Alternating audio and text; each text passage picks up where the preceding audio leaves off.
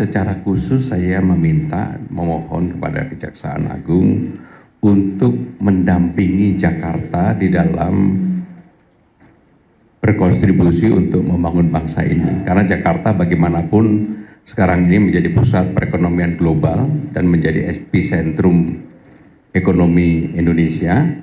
Jakarta memberikan kontribusi terbesar dibandingkan dengan daerah-daerah lain. 11% dari PDB, APBD-nya lebih dari 91 triliun.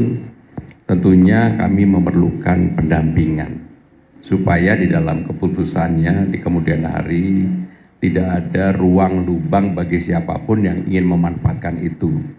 Bahkan di awal sebagai laporan juga kepada Bapak Jaksa Agung, kami telah dan akan mengadakan audit yang ada supaya nanti pemerintahannya betul-betul bisa berjalan dengan baik.